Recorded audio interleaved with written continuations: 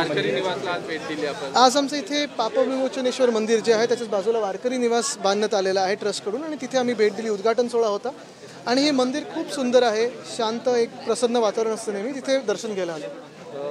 महत्त्वाचा प्रश्न आहे की काल आपण पाहिलं असेल श्याम मानव यांनी जे बोलले होते त्यानंतर अनिल देशमुख यांनी देखील दुजोरा दिला आहे, काय वाटतंय आपण त्याच्यात मी जातच नाही। आपल्याला माहिती आहे जे काही घडलं हे डोळ्यासमोर आहे। आपल्या जे काही आता महत्त्वाची गोष्ट म्हणजे या देशामध्ये भाजप ज्यांना घाबरतं त्यांच्या मागे आणि त्यांना घाबरवण्याचा प्रयत्न करतं, पण महाराष्ट्र घाबरणारा नाहीये, महाराष्ट्र झुकणारा नाहीये। मात्र महाराष्ट्राच्या राजकारणाला हे शोभत नाहीये। एक चिखल भाजपकडून आलेला आहे, तो चिखल साफ आम्ही विधानसभेत करणार।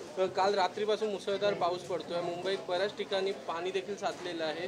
मात्र हिंदमाता असेल, भारत माता असेल, इकडे पाणी साचलेलं आहे। ज्या भूमिगत टाक्यांचा प्रकल्प आपण राबवला होता तो प्रकल्प इतर ठिकाणी का राबवला जात नाही? आता आपण एक पाहिलं असेल याच्यात साधारणपणे आम्ही हिंदमाता असेल, गांधी मार्केट असेल, इथे दोन्ही ठिकाणी आम्ही रेन वॉटर होल्डिंग टँक केलेले। आज देखील आम्हाला पांचालताई जे आमच्या तिकडच्या नगरसेविका आहेत तिथून त्यांनी मला फोटो पाठवले की हिंदमाताला एवढा पाऊस पडून देखील पाणी तुंबलं नाही, जे वर्षानुवर्ष तुंबायचं, म्हणजे आमचं काम हे यशस्वी ठरलेलं आहे। तसंच आम्ही हे काम मिलन सभेच्या देखील तिथे करत होतो, ते काम का थांबलेलं आहे हे प्रशासनाने आम्हाला उत्तर द्यावं। आणि सर्वात महत्त्वाची गोष्ट म्हणजे अजूनही मुंबई महानगरपालिकेत साधारणपणे 15 वॉर्ड ऑफिसर नेमलेले नाही आहेत। वॉर्ड ऑफिसर हे मिनी म्युन्सिपल कमिशनर असतात, त्यांच्या हातात खूप पॉवर्स असतात आणि मुख्य म्हणजे अशावेळी त्यांचं काम सगळ्यात महत्त्वाचं ठरतं। तर का नेमले नाही आहेत हे प्रशासनाने आम्हाला उत्तर द्यावं। आपली सत्ता होती तोपर्यंत आरोप हे फक्त पालिकेवर आणि शिवसेनेवर केले जात होते, मात्र आता काय करणार? नाही, आपण पाहिलं असेल साधारणपणे मुंबई असेल, पुणे असेल, नागपूर असेल, सगळ्याच ठिकाणी हे पाणी तुंबण्याचा तर प्रकार वाढत चाललेले आहेत। एकतर कन्स्ट्रक्शन लेफ्ट राईट सेंटर हे करत चाललेले आहेत। पुण्यामध्ये रिव्हरफ्रंट डिस्ट्रक्शनचं जे काम चालू आहे त्याच्या विरुद्ध आम्ही गेले 2 वर्ष आवाज उठवत आहोत। आम्ही आमचं सरकार असताना त्याच्यावर स्थगिती दिली होती। पुण्यात जे काम चालू आहे ते अतिशय चुकीचं काम चालू आहे त्या नद्यांबाबत। आणि मुख्य गोष्ट हीच आहे की कुठेही प्लॅनिंग न करता बिल्डर आणि कॉन्ट्रॅक्टरची मजा जी चालली आहे त्याच्यासाठीच हे आज जे घडत आहेत तेच कारणीभूत आहे। राज ठाकरे स्वबळावर 250 जागा लढवणार म्हणतायत, ठीक आहे।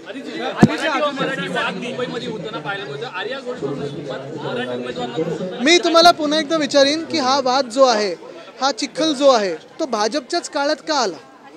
म्हणजे ही हिंमत भाजपच्याच काळात का वाढली? आमच्या 2.5 वर्षात का नव्हती कोणाची हिंमत होत? हिंदीमध्ये एक मराठी प्रश्न घेतो।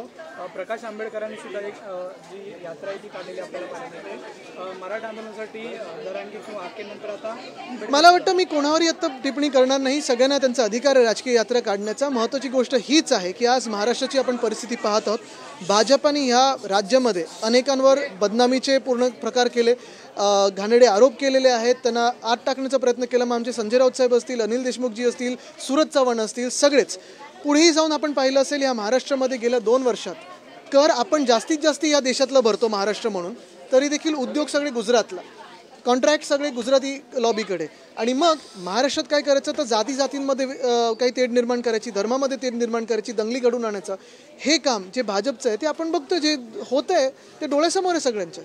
समाजात तेढ निर्माण करण्यासाठी श्याम मानव यांच्यासह 28 जणांना टीम बनवण्यात आली अशा प्रकारचा जो आरोप आहे, दावा आहे तो बावनकुळे। मला वाटतं आपण पाहिलं असेल साधारणपणे त्यांनी मकावमधून हा आरोप केला असेल, कारण जी सत्य परिस्थिती महाराष्ट्रामध्ये आहे ती आपण बघतो ना डोळ्यासमोर।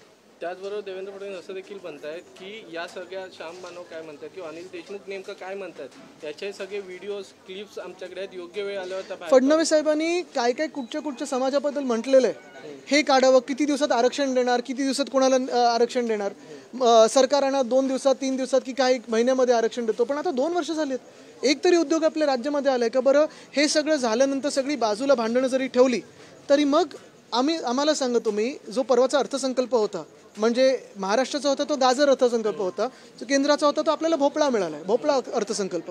त्याच्यात महाराष्ट्राला काय मिळालं तुम्ही विचार करा। मग तुम्ही तुमची जात पात, धर्म, भाषा, प्रांत हा सगळा वाद बाजूला ठेवून 1 मिनिटासाठी विचार करा, जर तुम्ही आमच्या महाराष्ट्रात राहत असाल, आपल्या महाराष्ट्रात राहत असाल, करत असाल किंवा नसाल, कारण ती वेगवेगळी टॅक्स स्लॅब असते, आपल्या महाराष्ट्राला केंद्राकडून काय मिळालं गेल्या 10 वर्षात असेल किंवा आत्ताच्या बजेटमध्ये असेल? काही मिळालेलं नाही आहे। पुण्याचं एअरपोर्ट मिळालं नाही आहे, पालघरचं नवीन आपण ते 3रं मुंबईसाठी एअरपोर्ट मागतो ते मिळालं नाही आहे, इंटरनॅशनल फायनान्स सेंटर मिळालं नाही आहे, शेतकऱ्यांना काही रिलीफ मिळालं नाही आहे। आपण सगळ्यात जास्ती कर भरतो, पण महाराष्ट्राला काय मिळालं ह्याचं उत्तर भाजप देऊ शकलेलं नाही। मात्र आदित्यजी जर पाहायला गेलं तर मनसेनं खासदारकीच्या याच्यात बिनशर्त पाठिंबा दिलेला होता आणि आता आता घातलं का? स्वबळावरती लढवण्याचं काय जाऊ दे. मला वाटतं अनेक संस्था आपलं आपलं काम करत असतात. अनेक संस्था निवडणुका आल्या तेव्हा जागृत होतात. मी त्यांच्यावर काही बोलणार नाही. सरकारला खड्डे भरायला पैसे नाहीत, मला लाडक्या भावासाठी कुठून आणणार असं नाही, सवाल. महत्त्वाची गोष्ट माझा जो प्रश्न होता आपण पाहताय NHAI national highway authority of India किंवा केंद्रीय रोड ट्रान्सपोर्ट, मग गडकरी साहेबांकडे ते आहे. कौतुक फार झालं होतं की सगळ्यात चांगली चालणारी हे खातं आहे किंवा असं सगळं काम करणार आहे. किलोमीटर एवढं आम्ही तासात एवढे किलोमीटर बनवतो. आज आपण पाहतोय देशातले सर्वात घाण रस्ते नॅशनल हायवेचेच आपल्या महाराष्ट्रात आहेत. बघा, सत्य बोलतोय, मंदिरातली घंटी पण वाजते. मग आपलं मुंबई नाशिक हायवे असेल, मुंबई गोवा हायवे असेल, मुंबई अहमदाबाद हायवे असेल. कमीत कमी ते अहमदाबाद मुंबईचा तरी हायवे नीट करा. तुमच्याच मालकाच्या राज्यात चाललंय. पण आज आपण पाहतोय खड्डे तर झालेच आहेत आणि पोलिसांना खड्डे भरायला लावतात. कॉन्ट्रॅक्टर कोण दिसतंय खड्डे भरताना? पोलिसांचं काम आहे खड्डे भरणं. अजय, हिंदी में एक सवाल है. बारिश हो रही है कल से राज्य में बहुत जगह पे, मुंबई पुणे औरंगाबाद बहुत जगह पे पानी हो रही है, पानी भर चुका है.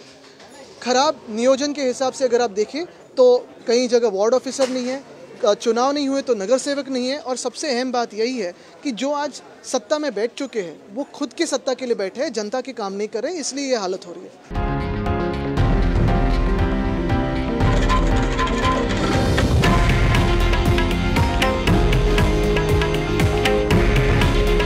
हे आहे देशातील नंबर 1 न्यूज नेटवर्क आणि आपण पाहत आहात TV9 मराठी.